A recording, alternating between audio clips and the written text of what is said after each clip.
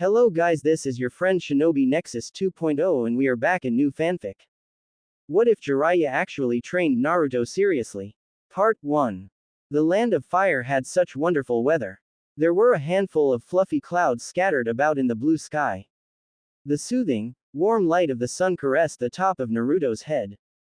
The birds were chirping and, in that moment, he was able to understand Shikamaru's love for cloud watching. It was all perfectly to the blonde Genin's liking, he just couldn't properly enjoy it. Why, you ask? Well, the answer was quite simple. It was due to a certain old pervert with long, white hair. Normally, the Sannin wasn't much of a problem, but his incessant giggling was irritating. The high-pitched noises that erupted from the Sannin were unsettling, to say the least.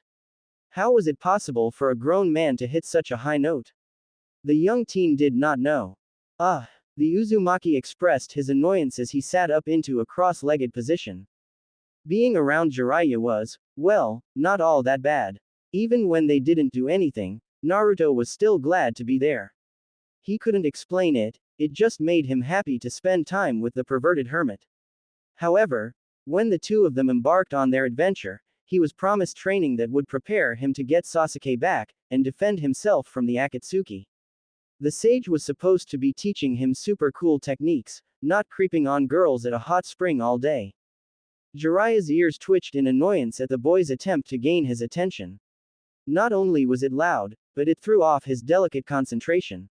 It's not every day you get to witness beautiful women like this, and he was certainly not going to waste this opportunity. After all, his loyal fans would never forgive him for slacking off on the job. Would you quiet down a little, brat? Jiraiya whispered harshly, glancing back at his blonde pupil. Or are you trying to get the two of us busted? Naruto's ears perked up at his master's choice of words. He frowned and his eyes narrowed dangerously. Us? What do you mean us? He whispered back just as harshly. As dumb as he was, even he knew it would be bad if they alerted the women located just below their high perch. If he had to guess, they were only about 25 feet away from the women. You're here too, aren't you? Jiraiya shot back at his young student. Now if you don't stay quiet, you won't just ruin my research session, but you may also get us caught. Do you want us to get chased off again? Hoping that the conversation was now over, he turned back to his telescope to continue his research. Now, Naruto may not be the most intelligent shinobi in the land of fire, but even he knew what the white-haired Sannin meant when he said research. I mean, Jiraiya has unabashedly referred to himself as a super pervert. It didn't take someone from the Nara clan to figure out what was really going on here. The blonde snorted derisively. If we were caught, who do you think those women would want to beat up the most? The cute, innocent boy, or the old perv holding a telescope that dragged him here? Unbeknownst to them, the longer the conversation wore on, the louder the two of them got. They were so caught up within their own little bubble that they didn't even notice the girls in the hot spring, as they around for the cause of the disturbance. The sage opened his mouth to retort, but quickly closed it once he realized that his student was right. If those girls found them in this problematic setting, he would assuredly get 100% of the beating. However, he was going to keep that little bit of information to himself. The brat didn't need to know just how right he was. Finally thinking of a retort, a smug smirk graced the sage's lips. I believe after explaining my reasoning for being in this compromising position, the ladies over there would jump at the chance to help me get my inspiration. After all, it's not every day that you get to assist an artist in creating their masterpiece. His face got red as drool began to drip from the corner of his mouth, as if a new idea for a scene suddenly popped into his head.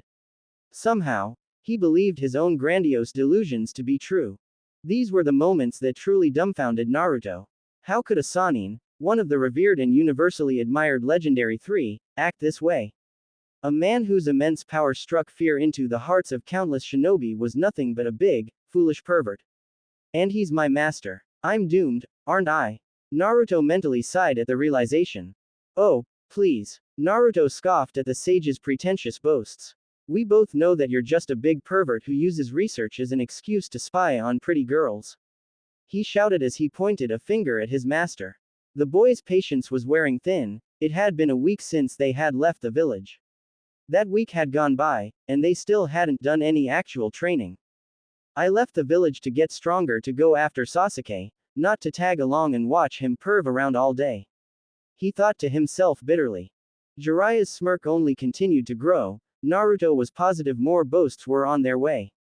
I'll have you know that without my constant inspiration I would never be able to continue my world-famous, make-out, series.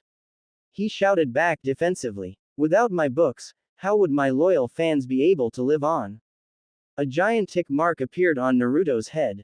Are you serious? They were shouting now. I bet a 5-year-old would be able to write better books than you.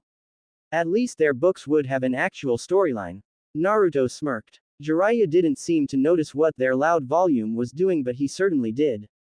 Things were about to get very interesting. He had no idea how right he was.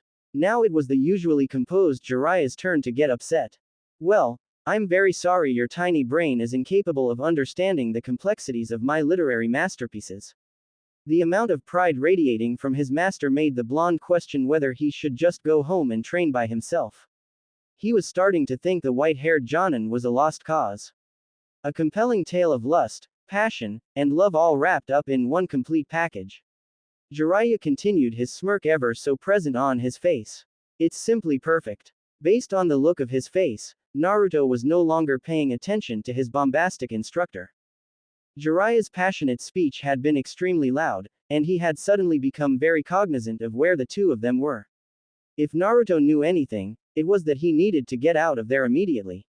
He peered over the shoulder of the older man, and his fears were unfortunately confirmed. What he saw caused his complexion to go white, and his eyes to light up in fear. A sputtered, unintelligible response came from his lips as he backed away slowly and turned to leave. The sudden change in attitude and body language did not go unnoticed by Jiraiya. Naruto, what's the matter?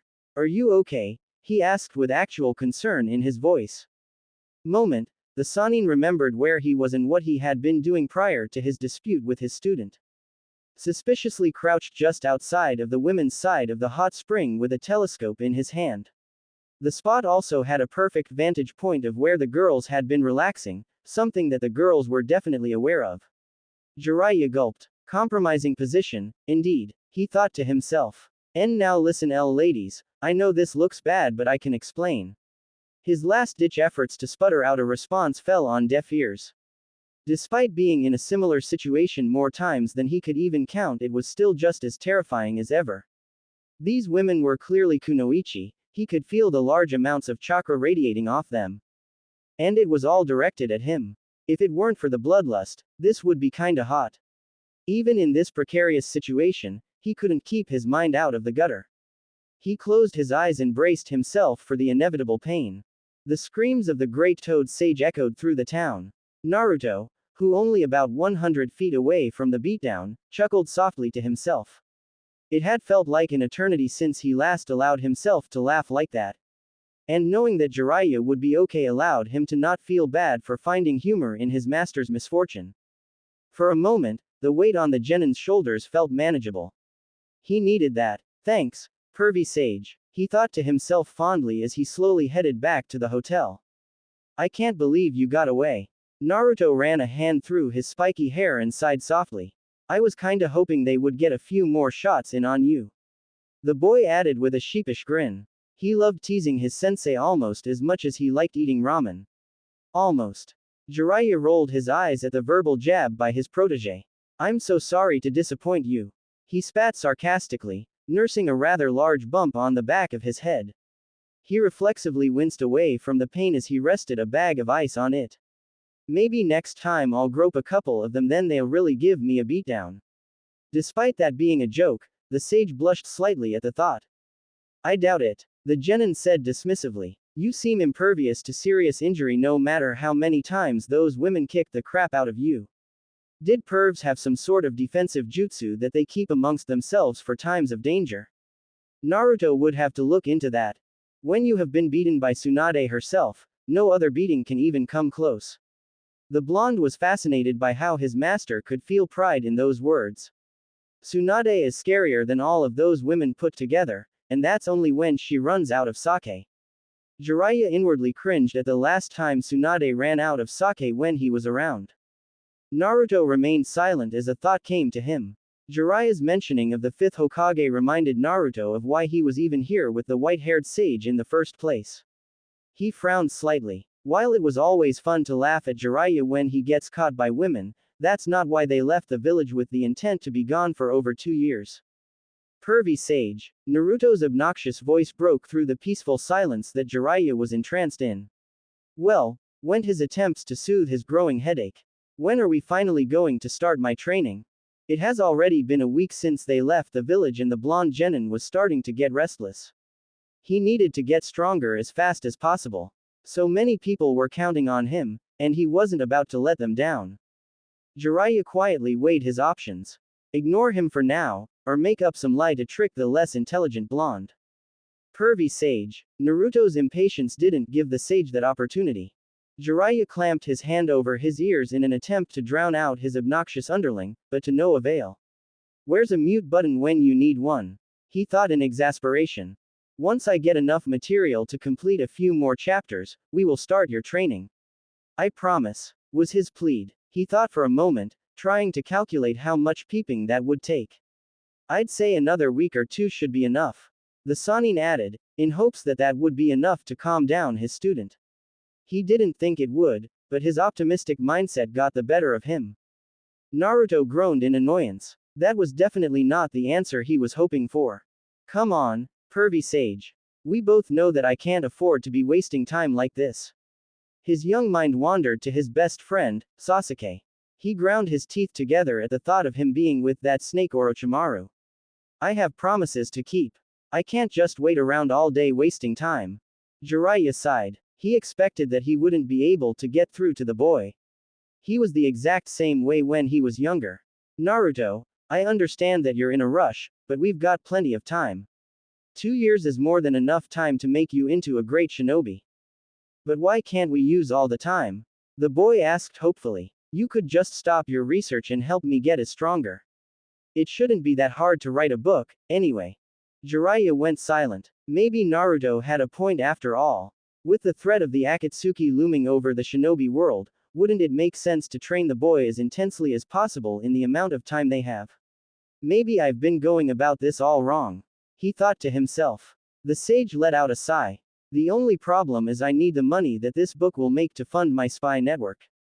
If only I had a bit more time to finish it, then I could focus all of my time on making Naruto into a splendid shinobi. He tried to think of what to do as his mind finally finished processing the last thing his student had said. His mouth twisted into a tiny smirk. I only need a little more time, Naruto. He thought to himself. He needed to play this perfectly. Naruto's natural competitive fire can help him buy a little extra time so he can finish his book. Not that hard to write a book. The well-known author repeated condescendingly. Oh, so you think that you can do a better job than me, brat? He asked with the mischievous smirk still plastered across his face. Naruto's eyes burned with a fire that Jiraiya loved to see. That competitive fury that drives the young boy to new heights. It's that same fire that appeared when Tsunade challenged Naruto to learn the Rasengan in under a week. And, of course, he prevailed.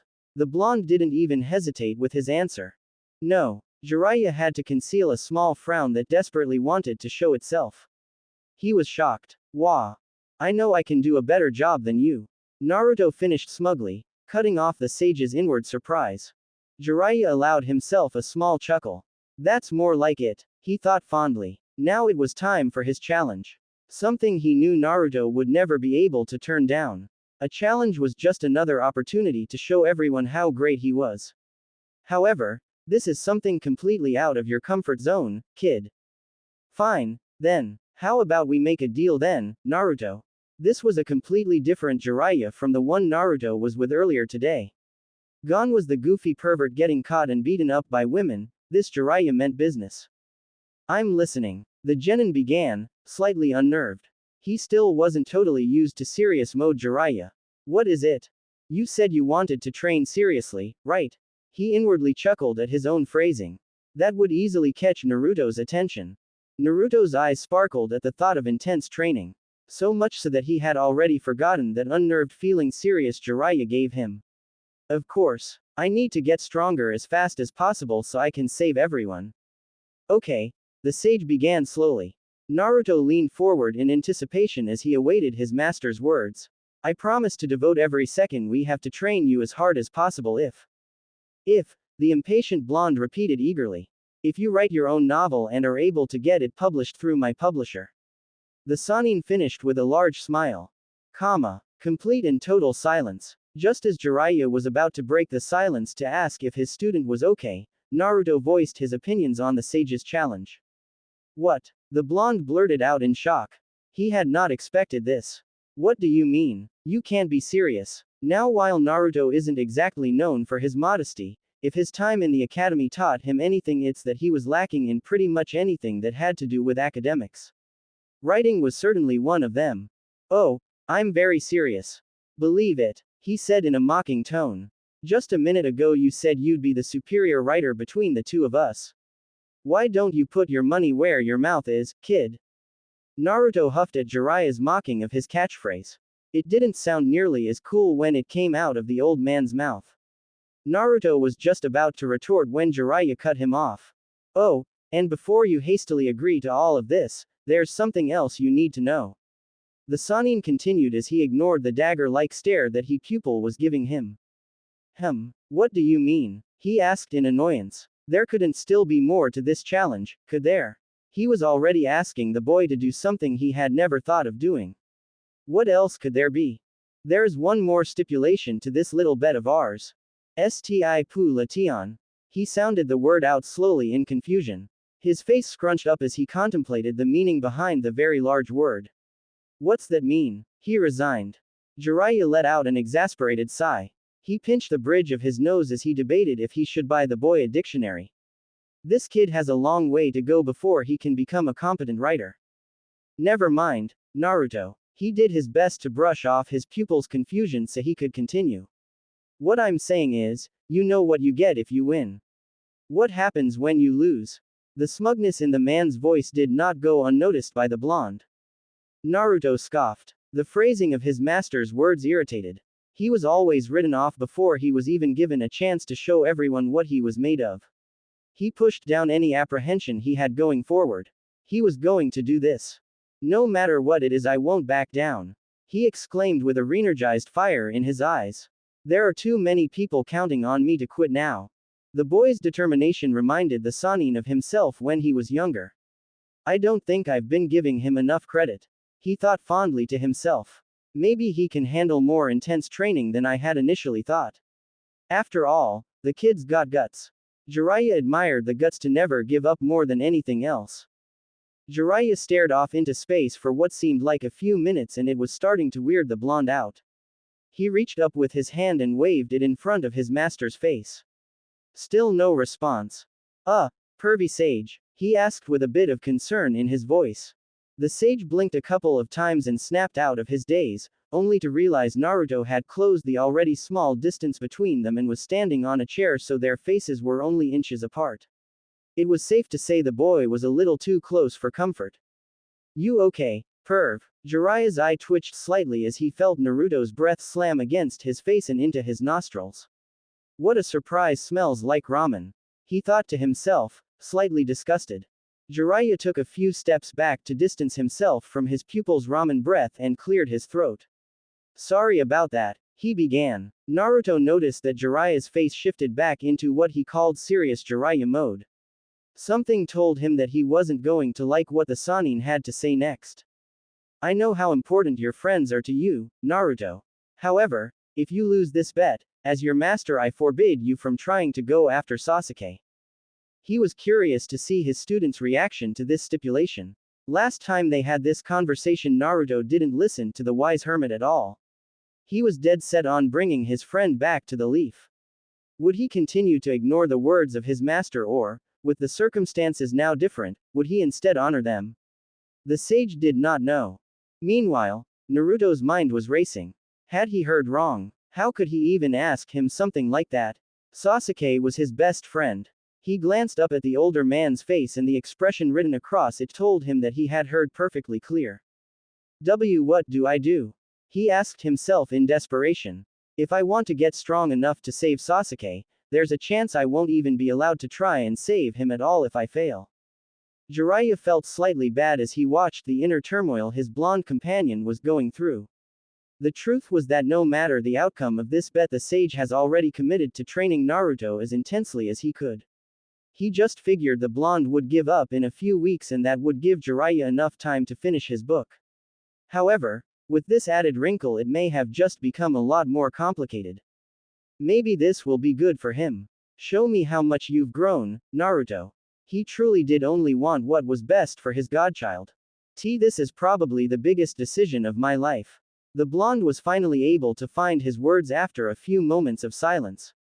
Despite the almost impossible choice that Jiraiya has given him, he doesn't hold it against his master. After all, given the sage's own history with his former friend Orochimaru, there's probably no one else in the world that understands the Naruto better. So, what will it be, Naruto? Is it a deal? He asked carefully. He awaited his answer with an outstretched fist. Their eyes slowly met and Jiraiya's eyes widened slightly at what he saw. The piercing stare of Naruto made him feel as if he were swirling back in time. Those blue eyes gleaming with confidence and excitement made him remember his late student of many years ago, Minato.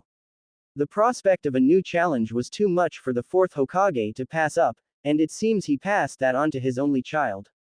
The young blonde has yet to even open his mouth, but Jiraiya already knew what his answer was going to be. It was written across the boy's face. "I'll do it," Naruto yelled with all the enthusiasm he could muster. He reached out with his own hand and fist bumped Jiraiya's. Jiraiya smiled and chuckled at his pupil's steely confidence. "Well, of course, you will, brat. It would be no fun if you quit before it even started." Seems like Naruto's enthusiasm was contagious as Jiraiya felt himself get caught up in the moment. "Just you wait. I will win no matter what," the blonde exclaimed as he watched his sensei. Jiraiya dug into one of his bags that were littered around the room. After a moment, he took out a stack of paper and a pen. He came back and handed them to his protege. "If you're so confident, why don't you show me if you have what it takes to be a world-renowned author like me?" he said with a grin. The boy swiftly took the materials and stuck his tongue out at the older man. "I'll show you." He looked down at the blank paper.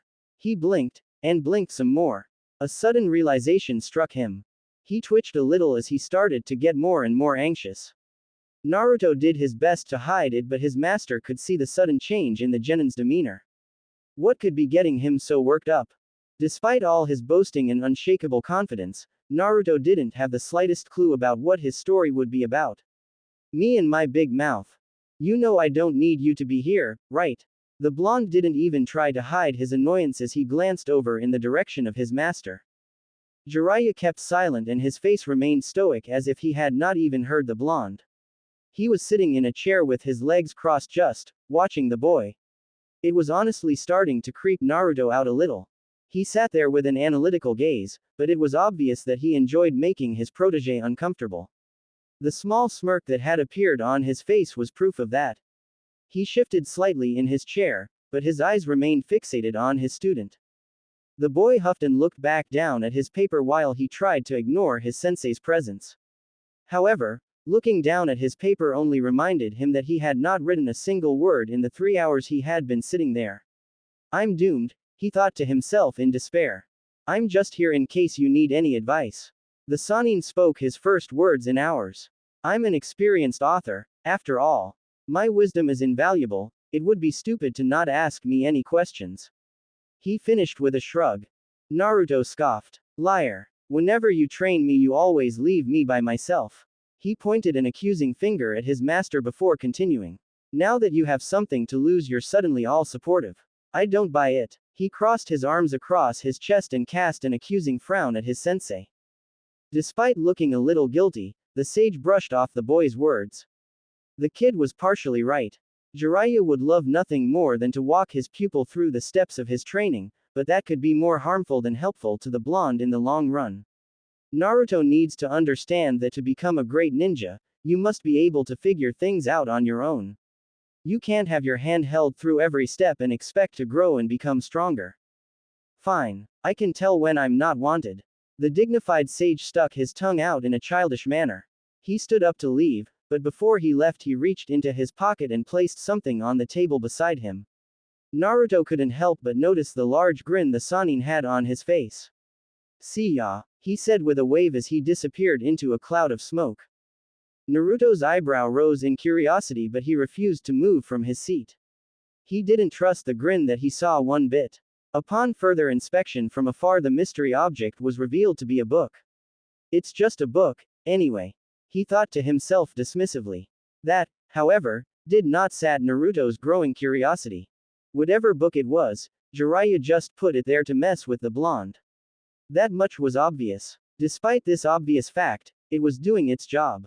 For whatever reason, he felt compelled to see what it was that the Sannin had left him. Naruto glanced back down at his blank paper. He sighed. He recalled Jiraiya's willingness to give him advice, something he was now regretting not asking for. Maybe that's what the book was there for. It's worth a shot. Got nothing to lose, I guess, he said aloud to himself. He stood up to get a better look and his face scrunched up in annoyance. He recognized the cover of the book immediately. Jiraiya had placed his latest Ika book on the table for the boy. That idiot. I knew it was gonna be something that wouldn't help me. He grumbled to himself. Like I would actually read one of his pervy books. He would have ignored the book without a second thought, but there was something else about it that caught his attention. He walked closer to the book to get a better look. I never expected this to be so hard. He dropped his head down on the desk with a thud. Naruto knew he didn't know how to write, but when Jiraiya challenged him, all he could think about was winning. This caused him to accept the bet before he had fully processed it. I don't even have an idea for what my book will be about, either. What was I thinking? He glanced out the window. The dark skies let him know just how late it was. It's already dark out, he asked himself with a yawn. Maybe I'll have some better luck tomorrow. No use in staying up when I haven't gotten anywhere all day. He walked over to the couch and plopped down. He sighed contentedly as he sunk into the soft cushions. The blonde kicked his sandals off and closed his eyes. I wonder where pervy Sage is, he thought to himself as he drifted off into slumber. He fell asleep in what seemed like seconds. Early next morning. I don't think that's how it's supposed to be written, one high-pitched voice said loudly. What do you mean? The same high-pitched voice asked in confusion. How else am I supposed to write this out? The Naruto clones looked at one another and blinked, both of their identical faces scrunched up in complete confusion. Surrounding those two were 8 more Narutos.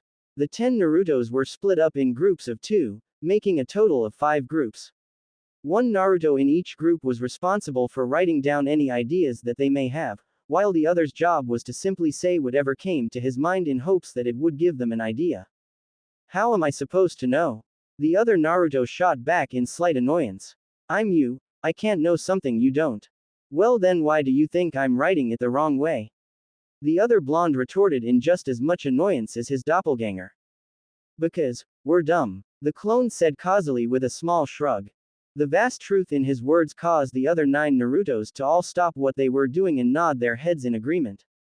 After nearly 2 hours of trying to use his clones to help him get an idea, the real Naruto had had enough. He stood up and looked at his copies with a frustrated expression on his face. However, there was a silver lining to his frustration. Even though he and his clones made no progress on the story, this did make the blonde realize something. We are dumb, he began with a small smile. We've been trying to rush and get this story finished, but we don't even know how to write. He watched one by one as each clone realized that he was right. The smoke cleared, a single clone remained. He had a confused look on his face as he glanced over at the real blonde. Why am I still here? He asked with his face scrunched up in confusion. Naruto grinned sheepishly. I need you to go into town and get me some books that will help me learn how to write. He explained as he reached into his pocket and threw the clone his frog wallet, Gamma. I figured while you did that I could make some instant ramen for lunch, and by the time I finished you'd just be getting back here. The clone gave his summoner an irritated look, but shrugged his shoulders in agreement. Fine. Just don't expect me to rush back here, it's been a while since I've been able to walk around and get some fresh air.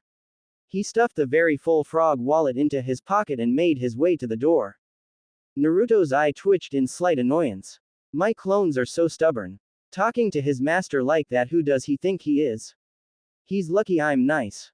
The blonde shook his head away from those thoughts and brought his attention back to the task at hand. He needed to figure out a way to read all the books his clone brought back as quickly as possible while also retaining all the knowledge within them. He said he'd be able to do it in a week, but he was beginning to doubt his own confident claim.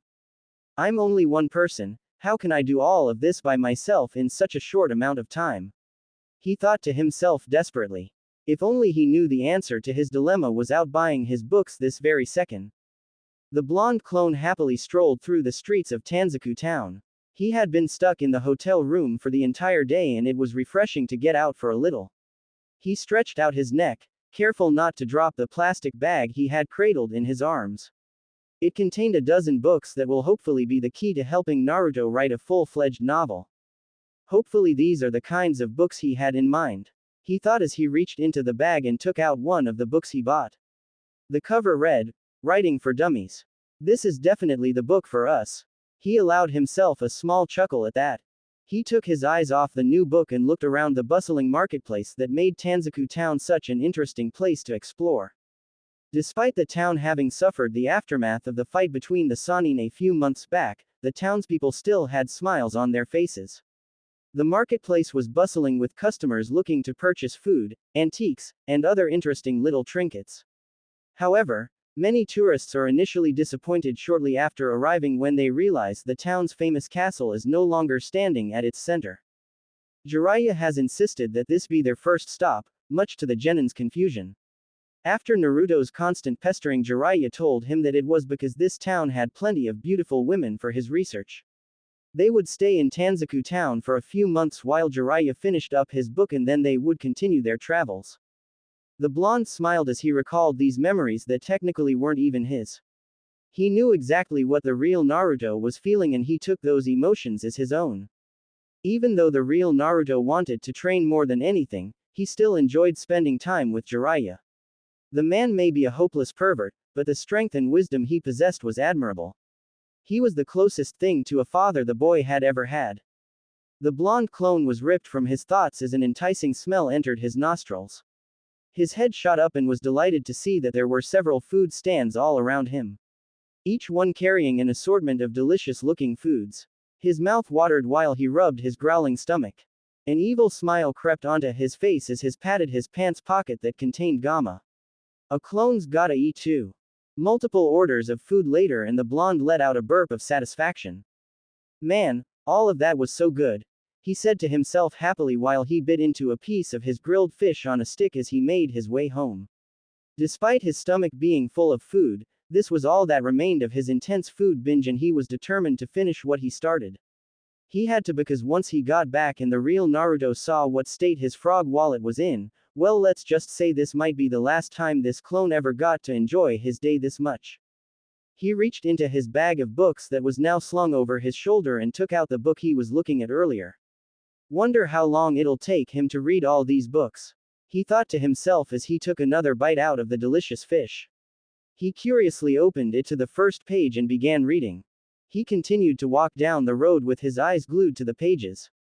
The clone was slightly surprised by the contents of the book.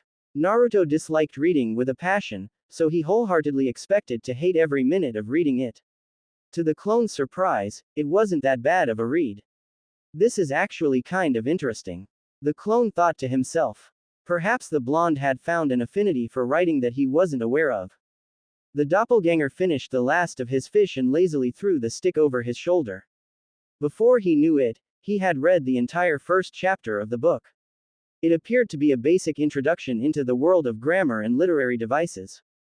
Despite it being filled with very basic concepts, a lot of this information was brand new to the blonde. And this is just the beginning. A lot of the other books I bought are way more advanced than this one. It's about time you got back. What took you so long? The loud voice made the clone's head shoot up. His eyes immediately locked with the original Naruto's. He had been so lost in thought that he didn't even realize he was already in front of the hotel. I was about to come looking for you. Thought you might have gotten lost out there. The clone scratched the back of his head sheepishly. Sorry about that, I wanted to make sure I got enough books, he explained as he reached into his pocket and tossed back the wallet to the original blonde. It was technically the truth. The clone casually left out the part where he ate a ton of food. Naruto didn't need to know that part. He caught it and quickly slipped it back into his own pocket. He thought Gamma felt a little lighter than he should be, but he just assumed he was imagining it. So, these are the books? He asked as he took the plastic bag from his clone. Yep, just like you asked, boss. The clone said proudly. Naruto smirked. Great job. I'll start reading these right away. The confidence in his voice covered up what he was really feeling. He was still worried about how long it would take for him to finish all the books. The clone saluted his master and disappeared in a puff of smoke. Naruto was about to head back inside, but something made him stop. A rush of memories flooded his mind. Memories of him eating that were not his own. His eye twitched as he reached back into his pocket and pulled out Gamma. He was scared to open it, fearful of what he might find. He popped it open and his greatest fear was confirmed. Half empty, he said sadly. That bastard. He didn't even bring me back any. Naruto blinked in confusion. Wait, how do I have his memories? He said aloud as if someone would enlighten him, although no one else was around. I wasn't there with him. He concentrated. In the back of his mind there was something else there. He could feel it. Some other memory waiting to be accessed. He shut his eyes tight, hoping that it would help put everything into focus.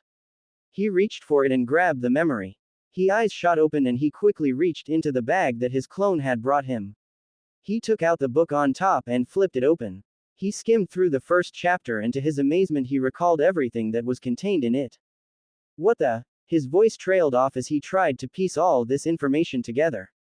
Somehow, he knew of everything his clone did while he was out. He was even able to retain the information within the book that the clone had read. Have I always had this ability when using my clones? He thought to himself. The gears in his brain started to slowly turn.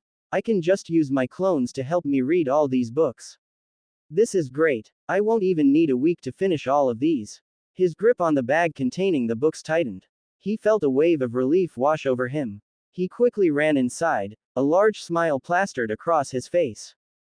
Kage Bunshin no Jutsu. Once inside his room he quickly summoned 11 clones. Each clone carrying the same determined look as the original. You guys know what to do. He said, gesturing to the books he had neatly stacked on the table. There's a book for each of us. Grab one, read it, and then when you're done swap books with someone else. The more times we read each one the better chance I'll have of remembering it. This Naruto is very different from the blonde little knucklehead that was in the ninja academy. When he was in the academy just the thought of reading made him feel sick to his stomach. This time around, he felt something else. Sure, the drive and determination he felt when confronted with a challenge was there. He wanted to write this book and shove it in Jiraiya's face more than anything, but that wasn't all. He recalled what his clone felt when he finished reading the first chapter of Writing for Dummies. I might actually enjoy this, he mumbled to himself so lowly that his clones couldn't even hear him. They had already each grabbed a book and started reading. He shrugged. Guess I'll just grab a book then, too. I think I'm finally finished, the aspiring author said as he closed one of the books he bought for what he hoped was the last time. He let out a relieved sigh. Naruto squinted as a bright light shined in his eyes. He placed the book down on the desk and glanced over at the window in the room and was surprised to see that the sun was already up. Did we really study the entire night? He said to himself quietly. The genin yawned loudly as he stretched his tired limbs. He looked over at the sleeping clones that littered the hotel floor and chuckled. Most of them were drooling and a pair of Narutos were even cuddled up against one another. They looked content despite the funny position they were in. He began to reflect on the past couple of days. If I had known about this back in the academy, maybe my grades wouldn't have been so awful. He mused. The method of using his clones to speed up his learning worked better than he could have ever dreamed. He was a little apprehensive at first, fearful that the first time was just a fluke and that it wouldn't work. That feeling of fear quickly subsided after he put his idea to the test the very first time. The amount of information he acquired was more than he learned in the academy 1,000 times over. And that was just a few hours of reading. The past 3 days the pack of blondes had been studying relentlessly. However, this was the longest amount of time they had read in one sitting. Normally, they would study for a few hours before he eventually dispelled the clones. Naruto did this so he could take a break while his mind gathered and processed all the information he and his clones had learned. There isn't any point in waking them up. Naruto stood up and dispelled his jutsu. Clouds of smoke subsequently filled the room as the clones puffed out of existence. The blonde then began to walk over to open the nearest window in hopes that it would help disperse the smoke quicker. He stumbled. Wah! His vision started to get blurry and his balance began to fade. He grabbed his head as a shooting pain suddenly ripped through it. It felt as though his brain had swelled up to the point that his skull could barely contain it anymore. The pressure behind his eyes was so great that it felt like they were about to pop out of their sockets. It was all too much for his young mind to take. He couldn't hold himself up anymore. He started falling, desperately trying to grab at something that would keep him upright. He fell unconscious before he even hit the ground. Thump. N2. It was very faint, but someone was calling his name. He could hear it, but he just couldn't pinpoint the source. The last thing he remembered was that he was about to open the window when suddenly everything went black. Everything was still black. Naruto. The voice boomed again. This time it felt much closer. Jiraiya's apprentice began to stir lightly. The sage could see his student's eyes moving ever so slightly behind his closed eyelids. He let out a big sigh of relief. I'm not sure what happened, but I'm glad I got here when I did. It doesn't seem like he's been out for very long. He noticed that there were quite a few books that littered the floor all around the blonde. He immediately recognized what they were for. Well, seems like he is taking this little wager serious after all. The white-haired sage was certainly impressed. Despite the resolve his pupil had shown earlier, he half expected the kid to get frustrated and quit. However, this did not make his confidence falter. He still believed he was going to win. Pervy, sage, came a groggy voice just beneath him. The genin's eyes were still glazed over, a sign that he was still very much out of it. The aforementioned perv allowed himself a small smile at the sight of his godchild being okay. Well, look who's finally up. Do you have any idea what time it is? No one said you could sleep in, brat. He teased lightly. The boy didn't need to know how worried he really was. That would be much too embarrassing for the sage to admit. The teasing hit its mark. The blonde vigorously shook his head and shot to hit feet. The speed at which he moved slightly surprised Jiraiya. He was expecting it to be a bit longer before the kid was up on his feet again. Who are you to talk, you old perv? He grumbled. Last time I checked you sleep in all of the time. Despite the trueness of those words, he brushed them off. There was something much more pressing that he needed to know about. Yeah, kid. He said dismissively. Tell me, what happened? When I came back you were unconscious on the ground. Is everything okay? The concern as his voice was evident even though he did his best to hide it. Yeah, I'm fine, the boisterous blonde said as he put his hands behind his head in his trademark stance. I just got a little dizzy, that's all. While he may be stretching the truth a bit, he really did feel fine. Because of this, he convinced himself that it was nothing to worry about. He didn't want to make his teacher worried either. The look his sensei gave him, however, let him know that he wasn't buying it. Okay, he resigned with a sigh. The last thing I remember was that I had been studying with my clones the entire night, and when I dispelled them my vision got really blurry and I guess that was when I passed out. He explained. Hopefully his wise teacher had an explanation for it all, because he was drawing a blank. The older man's eyes widened slightly, but his pupil didn't notice. Reading with your clones. He put his hand on his chin as he contemplated what this could mean. Or, at least, that's what it looked like to Naruto. In reality, Jiraiya already knew exactly what had happened. I guess he figured out what his clones are really capable of. Not bad. How many clones did you make? 11, was the simple response. Naruto. He began slowly. I don't think you should use your clones like that anymore. He was stern. There was no room for debate on this, it seemed. What? Why? This wasn't fair. He figures out an awesome way to use his clone, but he's not allowed to use it anymore. It put too much stress on your brain. That's why you passed out. Your mind can only handle so much at once. You overloaded it. Naruto was going to retort back, but nothing came out. He knew his teacher was right, he just didn't want to admit it. The benefits of using his clones in such a way were very high, but he was fully aware he could damage his mind if he did it continuously. He grumbled lowly to himself. However, Jiraiya's voice caused the blonde to look up from his brooding. I think it'll be okay if you use no more than 5 clones and no longer than 3 hours at a time. He finished with a smile. His student's eyes lit up in joy as he hugged his master out of gratitude. Thank you. Yeah, the Sannin said dismissively. The blonde still wouldn't let go. Get the hell off me, Naruto. After several days of studying his butt off alongside his pack of clones, the spiky-haired genin felt he was finally capable of writing a somewhat coherent piece of literature. His comprehension of spelling, grammar, literary devices, and plot construction was at higher levels than he ever thought possible. While he still had a long way to go before he mastered the craft of writing, he believed that he would continue to get better once he began putting pen to paper. Like being a ninja, you can develop all of the skills you want, but without proper field experience, those skills were meaningless. It had all been surprisingly easy to grasp for him. He was unsure about whether this was simply because of his use of clones to expedite the process, or if he truly had some natural affinity for writing that he was unaware of until now. He sat cross-legged in the middle of the room with his hands resting on his lap. The energetic blonde let out a frustrated sigh while staring intently at the ground. He shifted slightly, leaned back and placed his arms on the ground behind him, propping himself up so he didn't fall backward. While all of this new knowledge was great and all, there was a caveat. There's not much use in knowing how to write if I have no idea what to write about. He thought, slightly dejected. His ability to write had improved exponentially, yes, but knowing how to do something does not mean you have the ability to apply it. Technical abilities are much easier to obtain than natural creativity.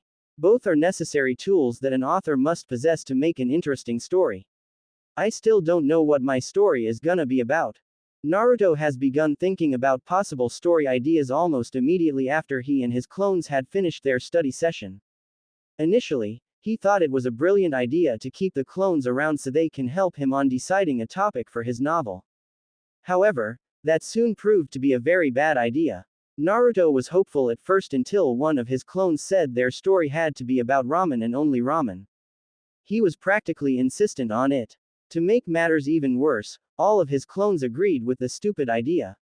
Before he knew it, he was having a screaming match with his clones about how ramen could not be a topic for any respectable story. They aren't writing a cookbook. The exchange got a little heated and one of his clones had to be forcibly dispelled with a smack to the head. After that idea went south, it was up to a singular Naruto to come up with the foundation of his story. So far, after several days of trying his best to think of something, the results were not looking too good. He had nothing. Gotta think, he repeated to himself as he rubbed his temples, praying for some sort of inspiration to pop into his head. He glanced over at the book Jiraiya left him that was still resting on the table. He shuddered. Not that kind of inspiration. He thought to himself dryly. As if on cue, Jiraiya walked through the front door. Naruto's head swung around to see who was responsible for the disturbance. When he saw it was just his master, he huffed. What are you doing back already? Finally tired of staring at women for a living? He asked mockingly. Jiraiya looked the blonde dead in the eyes, his round orbs blazing with a nearly unmatchable fierceness that his student had only seen from him a few times. How could you even say that? He deadpanned. His tone was so serious that Naruto had to hold in his laughter. But this was no laughing matter to the white-haired sage.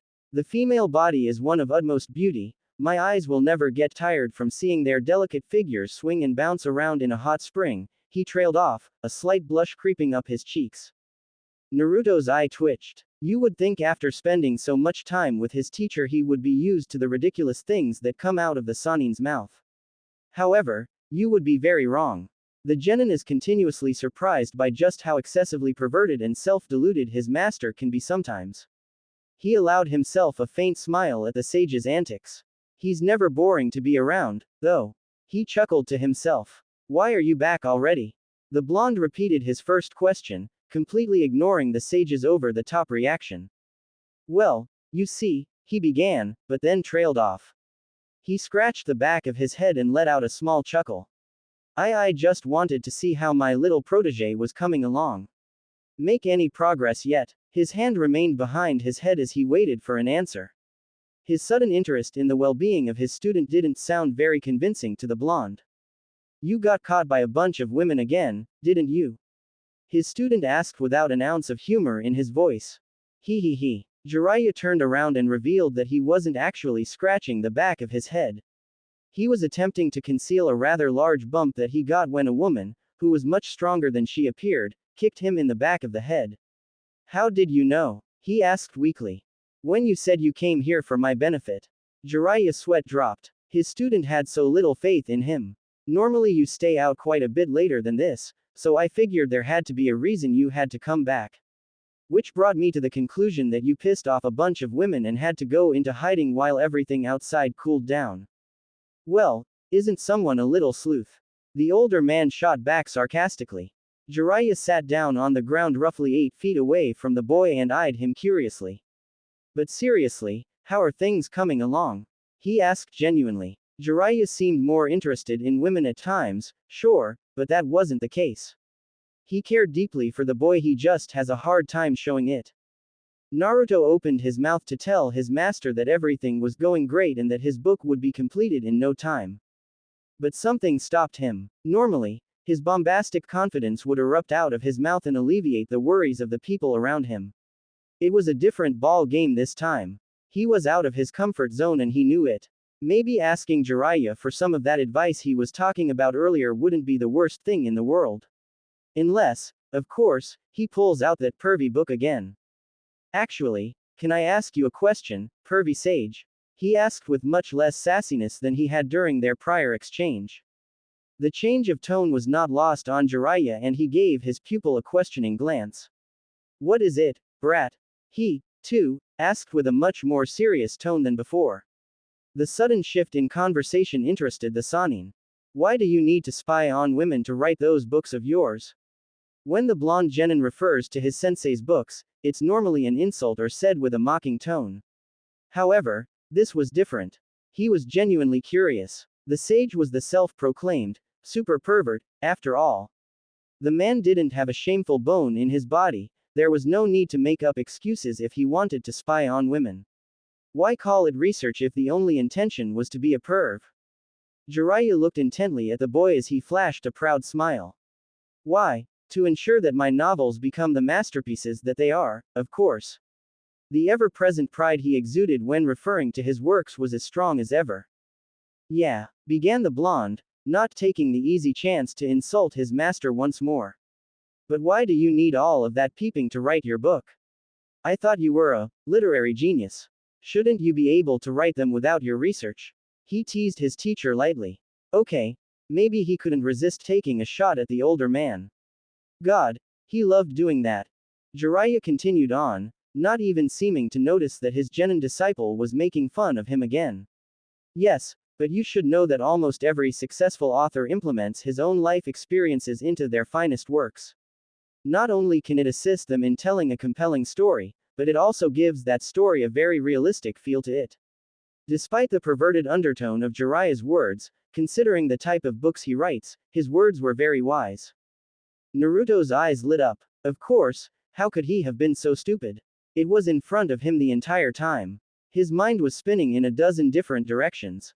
He thought about his life, his childhood, how he was treated, all the pain that it caused him. And despite all of that hardship, he still wanted to become Hokage and protect those close to him. These were perfect elements he could incorporate into a cohesive story. A hero. His story would be about a great, strong hero who protects those around him with a power that is difficult for him to control. A potentially dangerous power that causes even those that he saves to be wary of him and treat him as more of a nuisance than the hero he actually is. A hero that continues to protect even those who shun him. Time to get to work. Shadow Clone Jutsu. Suddenly, there were now 7 identical Narutos in the small hotel room. Each of them had an identical determined expression on their face. Well, except for one. Don't you guys think it's kinda dumb that we're basically writing a story about ourselves? Like, how self-centered can we get? I really think that the story about ramen would be a Betty. There was a low thud, followed by a poof. Does anyone else have anything to say? The original blonde-haired genin looked at his clones. There was a dangerous glint in his eyes. The 5 remaining clones shook their heads vigorously. Good. Let's get to work. Okay. It turned out that this time around, using clones would be very beneficial. Even though he and the clones were all the same person, they were useful when he needed to bounce ideas around. His clones did not hold back any criticism when they thought an idea wasn't any good. It was very odd to be repeatedly called an idiot by yourself. The blonde began to contemplate if he was that big of a jerk to his friends. When you're on the exact same page as the people that you are working with, it allows you to be able to work like a well-oiled machine. That became apparent to the child when he saw just how much the group had completed in just a few short hours of work. Some of his clones even went as far as to help him outline the story, develop a setting, and name the main character. His main character's name would be Menma. Naruto's reasoning, you ask? Ramen. The irony of that occurrence eluded him. The genin finally stopped writing and put down his pen as light shined through his hotel window, temporarily blinding him. He was surprised. The fact that his was light out meant he had stayed up the entire night. Maybe we were working for longer than I thought. He thought to himself as he rubbed his eyes. After his vision returned to him, he looked around his room. There were 4 other Narutos littered all across the floor, sleeping soundly. What happened to the 5th, you ask? About midway through the writing session, the aforementioned clone got upset with the original Naruto. He claimed to have a good idea regarding the direction the story should go. However, his idea was shut down. Naruto, being the petty child he can sometimes be, clearly had clones who acted the same way. The disgruntled clone took it upon himself to read some of the book that Jiraiya had left behind. When he was found out, an angry Naruto quickly dispelled the rogue clone. However, that didn't stop the memories of the book to be transferred back to the original. Naruto shuddered as he tried to shake off the images that the book caused to creep into his mind. I'm really starting to think that these clones are more trouble than they're worth. He thought to himself, slightly annoyed. The disciple of the Toad Sage yawned as the exhaustion was finally starting to catch up to him. He gathered what he had completed so far and glanced over it. 3 decently lengthy chapters of a rough draft were what they had completed in just one day. Considering Naruto was aiming for a story with about 10 to 12 chapters, this was a better start than he could have ever hoped for. Words could not describe how much pride he felt at the moment. This was by far the best work he had ever done by himself. When attending the academy, never thought he'd be able to achieve this quality of writing on his own. Hell, at that time he had no interest in being able to learn how to write, at all. All he cared about was becoming Hokage. So much can change in just a few months. He thought to himself fondly. For once, he could look back to something from his past and not feel dejected or sad. He wasn't thinking about Sasuke, or how he was treated for the first 12 years of his life. It was nice. He dispelled his clones and hid his completed work from the prying eyes of his mentor. Can't have that nosy little perv finding out just how much I have done. I wanna see the look on his face when it's all completed. After making sure everything was well hidden, he glanced over at the clock and a groan escaped his lips. It read 8:30 a.m., meaning he would barely be able to get any sleep before Jiraiya came back and forced him to wake up. Despite his busy schedule peeping on girls all day, the sage still somehow found the time to make it his mission to ensure Naruto never slept in. If his pupil wasn't up by 9 a.m., Jiraiya would retrieve the coldest river water he could find and dump it on the unsuspecting blonde. The sage said it was a great way to get his student used to the life of being a full-fledged shinobi. Shinobi had to be alert and ready to wake up at a moment's notice to respond to potential enemies. While that seemed like a reasonable explanation, Naruto didn't buy it. He knew his master just enjoyed annoying him. Otherwise, he wouldn't go out of his way to get borderline ice water. Room temperature water, or even loud noises would do the trick just fine. Naruto glanced back at the clock. Taking into account his 10-minute mental rant, he only had about 20 minutes to get ready for the return of his teacher. 20 minutes passed by quickly, and to no one's surprise, at 8:59 the door to the apartment opened slowly. A head surrounded by spiky white hair poked out from the opening. The lack of noise told the sage that his target was definitely asleep. Perfect. Sharp eyes scanned the room intently, trying to locate the sleeping figure. His eyes settled on a tuft of blonde hair that was sticking out over the back of the couch. You make this too easy, kid. He thought to himself deviously. Jiraiya crept slowly into the room, using every ounce of his renowned stealthy abilities. As he crept closer and closer to the wild-haired boy, he slowly reached into his pocket and took out one of his many storage scrolls. He slowly unraveled it, revealing the kanji for water. This is gonna be good, he mused. The sage sprung forward with great agility and a devilish grin. The intent to ruin the genin's slumber was plastered on the Sanin's face. He blinked. Instead of the goofy little apprentice he was expecting to see, a Naruto lookalike scarecrow was on the couch, covered in a blanket to complete the effect of a sleeping child. Confusion evident in the man's voice. What is this? Bang. Jiraiya immediately regretted that question. His target, Naruto Uzumaki, the Leaf Village's #1 prankster, appeared out of nowhere and smacked the great sage in the back of the head with a comically large frying pan. Naruto laughed hysterically at the way the powerful Leaf Jonin crumpled to the ground. He clutched his sides in an attempt to alleviate the painful cramps his intense laughter was causing him. A large bump could already be seen forming on the back of his mentor's head. The student shouted triumphantly, towering over the master. That's what you get for trying to mess with me, pervy sage. Jiraiya, who was still recovering from the surprise attack, just grumbled something incoherently. Naruto continued to laugh at the expense of his master. His stomach grumbled. All this fun has really given me an appetite. He continued teasingly. I hope we have some ramen. He joyfully made his way to the kitchen, already thinking about the noodle-laden deliciousness that was his favorite food. We don't. Jiraiya, who was partially recovered, was still nursing the back of his head. Why does everyone always hit me in the same spot? He thought to himself humorlessly. Naruto's nose scrunched up in disapproval. Why not? This was simply unacceptable. Because you have to start eating things besides ramen. That stuff is no good for your health, was his wise master's simple response. Naruto frowned. Well, what if I don't want to? The blonde shot back defiantly. Too bad. Jiraiya had to admit he somewhat enjoyed seeing the crushed look on the ramen fanatic's face. Besides, if you ever want to make it past 5 feet tall, you're going to have to eat a wide variety of nutritious foods. It may seem sadistic now, but trust me, you'll thank me later. Naruto shivered. That word. Don't ever say it again. He didn't even wanna think about it. While he certainly wanted to be taller, if he had to give up ramen in the process it wasn't worth it. The sage facepalmed. Nutritious is not a bad word, brat.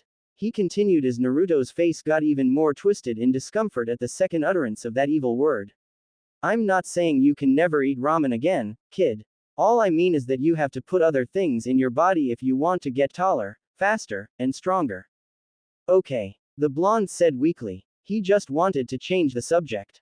All this talk about less ramen and more nutritious foods was making him depressed. The sage let out an exaggerated sigh. It wouldn't do him any good to press more. For the time being, he'd leave him alone about his eating habits. So, the sage began innocently. Get any writing done today? He had a curious glint in his eye. Not really. The blonde answered vaguely with a shrug. You were right. Writing is a lot harder than I thought it would be. On the outside, he tried his best to look defeated, but on the inside, he was far from it. He had gotten a lot more work done today than he had ever thought possible, but he couldn't let his master know that. He wanted to hide his progress from the sage and crush his hopes all at once. Jiraiya smirked, completely unaware of his disciple's intentions. Well, one day you're going to realize that I'm always right, he said proudly. Naruto rolled his eyes. Yeah, right. The sarcasm in his voice was audible. Shut up, brat. A couple weeks later. It was dark, cold, and damp. It was relatively silent, except for the periodic sound of drops of water lightly thudding against the ground. Stalactites hung from the ceiling as water slowly ran down to their tips. A lone figure stood in the center of the dark cave. However, there was something odd about this figure. A stalactite hung right above the man, a water droplet was forming at its tip. The surface tension of the rock was doing its best to fight against gravity. The reservoir of water eventually became too big and the water droplet began falling, on a collision course with its target. Only for the drop to pass right through the figure. The figure did not appear to be a solid being. The staticky, ethereal figure seemed to be some form of a hologram. He had spiky hair, and his face was heavily pierced with what appeared to be some sort of odd, black metal. Despite not being physically in the cave, he stood with a commanding authority that could still be felt. A type of authority that exuded power and demanded the respect of all who would stand before him. And most of that power rested in the figure's eyes. The cave was dark, yes, but those eyes appeared to shine as brightly as the sun in that damp, little cavern. They were purple, with deep black circles going around the pupil to form a rippling pattern. He has been standing there for several minutes. He had not made a sound or moved an inch since he had appeared. "You're late," he finally said. Oddly enough, he was still alone. As if on cue, a few seconds later, another figure rose slowly from the ground. This being differed vastly from the other. He was solid and had what appeared to be a something similar to a Venus flytrap surrounding his body. Half of his body black, half white. Whatever it was, it did not appear to be human. Hee. Sorry. The creature's voice was surprisingly light, almost playful. It did not match his appearance in the slightest.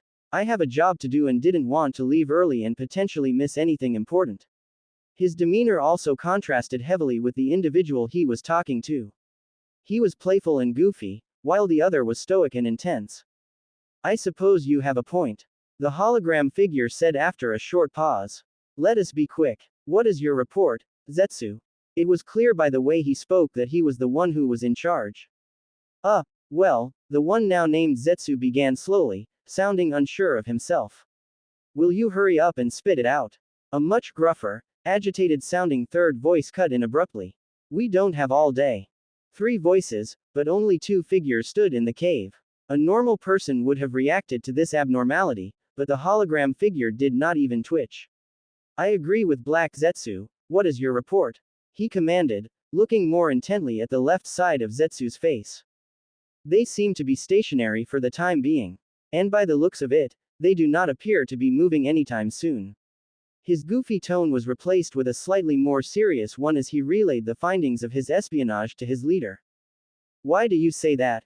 the leader questioned, referring to the latter part of the report. "None of their stuff is packed up. If they were planning on leaving soon, they would have begun readying some of their things for travel," was his simple reply. "Interesting," the ethereal figure said after a short pause. "I would have thought they'd be constantly moving from place to place to avoid being detected." He closed his eyes for a moment, appearing to give something some thought. "Why don't we just move in now?" Zetsu's voice caused his leader's rippled eyes to snap open. He eyed him curiously, waiting for him to continue. "He is by himself for most of the day and vulnerable, it would be easy." The white half of the creature spoke with such enthusiasm. "There's no sign of him?" he asked cautiously. "No. For several hours out of the day they are separated." "You're a fool if you truly believe that." He spoke with a harsh, unforgiving tone. "Do not underestimate that man. It will be your undoing." White Zetsu recoiled slightly at those words but did not say anything further. He knew to listen to his leader when he spoke. "I do not believe this is the proper time to take action." The pierced man looked down at a puddle of water on the cave floor. When he spoke, the water rippled ever so slightly. Not enough for the average human eye to notice, but his eyes were far from average. His gaze shifted back up to his subordinate. "Even if we were able to capture the 9 tails, we would not be able to seal him right away. You know this. And because we cannot allow him to die before then, we run the risk of the Leaf Village attempting to get him back before we have a chance to do anything else." Zetsu nodded, seemingly following his logic. "More importantly, as long as he is being protected by him, the 9 tails is untouchable."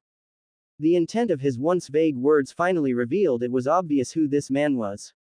He was the leader, or at least a very high-ranking member, of the S-class criminal organization, the Akatsuki. And their target, Naruto Uzumaki. "He's really that strong, Pain?" Zetsu looked as if he was about to say something else, but the eyes of his leader caused him to stop. It was not his turn to speak yet. "Yes," the now named Akatsuki leader, Pain, said. However, he began slowly, several possibilities running through his mind. "If the opportunity ever presents himself, perhaps there is a chance we could move early." That was all he had to say on the matter. He had some things he needed to think about. "Continue your surveillance. Let me know of any significant updates." He turned away, signaling that their meeting had now come to a close. Understood. White and black said in unison. Their bodies slowly lowered back into the ground until they fully disappeared. The hologram of the man named Pain remained stationary in the middle of the cave. His eyes remained shut as he began to think about his past. For a split second, a brief flash of an indiscernible emotion flickered across his face. No, he felt nothing. He was sure of it. Jiraiya-sensei. Huh, how nostalgic. The hologram disappeared, his words echoed in the now empty cave. And the winner is, hey, Naruto, I'm going out to do some research, wanna come? Jiraiya heard a loud poof, and shortly after, Naruto walked into the room. He was nursing his cheek with an annoyed look on his face. Why would I want to go out perving with you, pervy sage? He asked harshly. His mentor noticed what looked like a bruise forming on his right cheek. He frowned. What happened to you? He asked with slight confusion. Naruto just grumbled angrily about a clone, calling him ugly. Then after a few punches were thrown, it was every Naruto for themselves. It really makes no sense. His outburst was slightly amusing to the older man. He looks exactly like me. Jiraiya let out a sigh. As much as I'd like to talk with you about your issues, there are beautiful women out there that I need to stare at. He thought about what he just said for a moment. That didn't sound right. Sounds right to me, because that's all you do. Came the young voice of his apprentice. Nah, his master shot back with a childlike tone. I take notes. Naruto had no response to that. All he could do was put his face in his hands and wonder what it would be like to be trained by Orochimaru instead. Maybe it wouldn't be so bad. He mused. You know, kid, began Jiraiya, causing the boy to remove himself from his disturbing thoughts and look up at him. You're gonna have to throw in the towel soon on this little bet of ours. His words caused the blonde's face to scrunch up in annoyance. While I really do enjoy watching you lose, we do need to get started on your training pretty soon. It has been a few weeks already and I haven't seen you make any progress on your book, at all. Honestly, I'm a little disappointed. Naruto opened his mouth to retort, but he was swiftly cut off by his mentor. I understand that you really want to go after your friend, but a deal is a deal. I'm still going to train you, of course. I'll just stick to the training regimen I initially had in mind, but Sasuke is now gonna be off limits. Understand? His tone was firm, yet not overly harsh. He had to be careful with how he phrased things. His student had a tendency to let emotions dictate his actions and the things that he says. Naruto waited a short moment to ensure that his teacher had said all that he needed to say. Much to the surprise of the white-haired Jonin, the blonde was very calm and collected. He almost seemed like a different person. Jiraiya knew that he had stacked the deck against his disciple. It almost didn't seem fair and he felt a tad guilty about. However, Naruto needed to prove just how determined he was. He couldn't risk permanently harming his godson like that. He shuddered to think what Kushina would do to him when they met in the afterlife. Had Naruto and his clones not just read a dictionary over the past few weeks, Naruto would have only understood about half of what the Toad Sage had said to him. He nodded slowly, affirming that he understood what his master had said. There was another thing I wanted to ask you. He began, continuing on as if he didn't hear a word the Sannin said to him. Jiraiya's eyes narrowed. Now he was positive something weird was going on.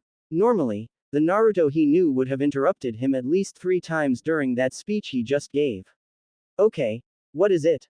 He asked suspiciously. He glanced behind himself, making sure there wasn't another frying pan wielding Naruto ready to smack him. How can you say I've run out of time? You still aren't done with the research you have to do for your book. You were supposed to be done with your peeping about a week ago, but you aren't. Jiraiya blushed slightly, embarrassed that he was being called out for his hypocrisy. Well, you see, I've finished the majority of it. He began, trying not to let the opinion his student has of him furtherly worsen. We'll start our training tomorrow, I'll just have to do some research intermittently. Naruto huffed. To him, it just sounded like more training where Jiraiya shows him how to do something once and then leaves the blonde to his own devices while he goes around town and pervs the day away. That was not something he wanted to go through again.